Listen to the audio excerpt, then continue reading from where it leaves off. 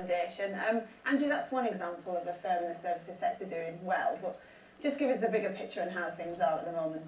Well, the service sector is an incredibly diverse area. You've got, on the one hand, services that are very much focused on domestic consumers, things like retail, shops, hotels, restaurants, and areas like that. But on the other hand, you've got much more technical, advanced services, things like engineering services, IT consultants, a lot more stuff which goes on behind the scenes, which often is quite high value and can be sold around the world. Yes, because that's one of the big problems, isn't it? We keep talking about getting growth from exports, but yet for a lot in the services industry, their market is domestic. That's a problem.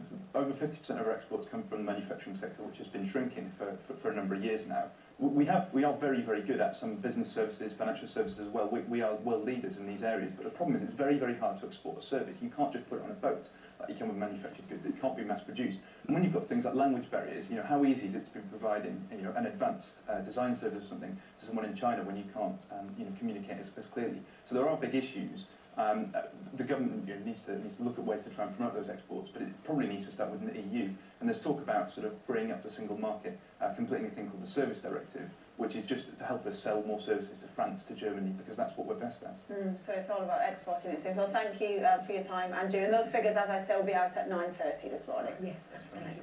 now, what